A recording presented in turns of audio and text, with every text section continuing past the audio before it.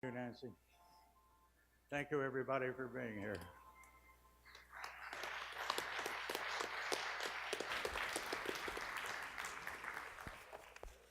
Tedson, thank you very much. Remarkably enough, we are on schedule. I have the great honor to introduce our first award winner, Mark Dankberg. I've also had the pleasure of knowing Mark for a very long time. It's a little scary. He'll show you later in his presentation a picture of Viasat team in 1986 when the company started. In one of my former lives, we had the pleasure of meeting with him and giving him a contract and hoping for the best. From those humble beginnings, he has built a remarkable organization. As a startup, Viasat was selected to the Inc. 500 list of fastest growing private companies 3 times after listing on the NASDAQ in 1996. Viasat has been recognized multiple times by leading business and industry publications. Mr. Dankberg is acknowledged industry expert in aerospace, defense, satellite communications, and is the leading visionary for a new generation of high-capacity satellite systems, one of which is bringing this program to the Viasat teams in two locations. He has co-authored several military standards on satellite communications and networking and holds a number of patents in communications and satellite technologies. He has participated on Department of Defense advisory panels and was invited to testify before a congressional committee on high-tech growth companies and IPOs, and not during the shutdown. Mr. Dankberg was named Entrepreneur of the Year in San Diego in 2000, Satellite Industry Executive of the Year in 2003, and received the AIAA International Communications Award in 2008. He has been an invited speaker on communications technology, entrepreneurship, and executive management at several universities, including Rice University, which he attended, NYU, University of California in San Diego, home of the center. He was a founding member of the board of directors of the San Diego Telecom Council and served on the San Diego County Regional Economic Advisory Board. In addition, he has been invited to serve as a judge several times at the local and national levels for the Ernst & Young Entrepreneur of the Year program. Mr. Dankberg began his career with Collins Radio Division of Rockwell International and at Linkabit Corporation in San Diego, where he held positions in engineering, technical management, and business segment management. He earned BSCE and MSCE degrees from Rice University and is a member of the Rice University Electrical and Computer Engineering Hall of Fame. Without further ado, I think you'll enjoy his presentation. Let me give the award to Mark, and then he will make some remarks at the conclusion.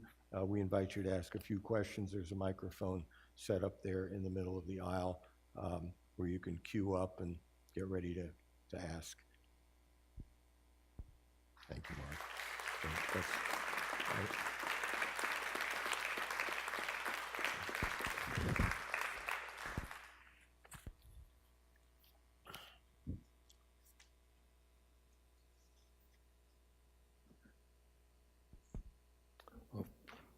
Good evening, everybody. First thing I wanted to say is, not that, but let's see what's going to happen. Thanks very much. I've always, since I was a little kid, been enamored with space, science fiction, and Arthur C. Clarke was certainly one of the people that best represented that. So to receive an award like this from this foundation means an awful lot to me. Really like to thank you for that. There are many other people I'd like to thank. I was going to try to do that along the way. That's that is the picture that Joe is referring to of us back in 1986 when we started the company. And we started that company with essentially no money. There are 3 of us. I'll go back there.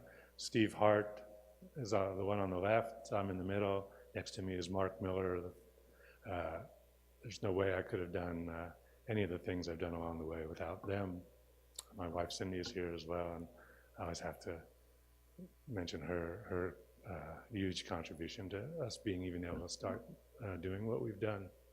Now there's almost 3,000 people at Viasat, and some of the things I'm going to tell you about, there's just no way we could have done what we've done without those things. We started, as Joe mentioned, kind of at the bottom of the food chain. We would do studies, we do test equipment.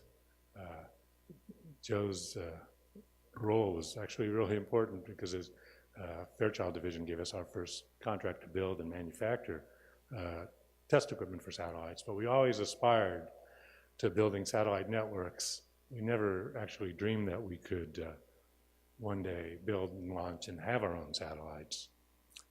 But in 2008, it felt like the time was right. The concept of broadband by satellite was out there. We had worked on almost every ground segment, and we had the idea for a satellite that, one way to describe it, had more bandwidth than all of the satellites over North America combined. It was about a 100-to-1 improvement in bandwidth throughput. We felt that was the value proposition.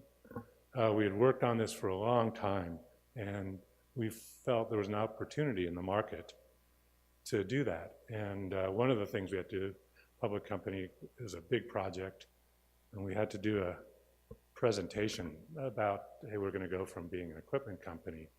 We're about a $600 million company at the time to designing, building, and operating a satellite. And we don't have any pictures of the reaction of the board of directors at that meeting, but this will give you a little bit of a sense of well, how people were thinking about this, in a little bit in the context of 2001. But we made it through that.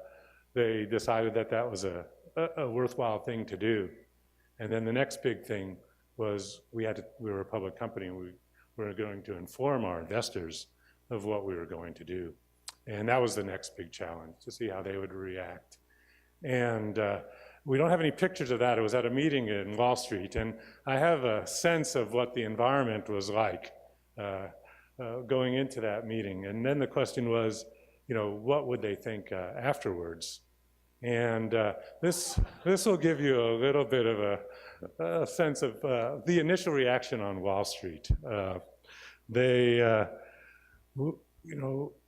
Obviously we had put a lot of thought into it. We thought it made a lot of sense, but some of the questions we got were, what were your board thinking? How could you do this? Is your company incredibly desperate to go from doing ground equipment to building and operating a satellite? And what's a gigabit anyway, and why is it so valuable to have so many of those? So this will give you a sense of sort of what we had to deal with. What you can see there is a Yahoo chart of our stock price. You try to guess where in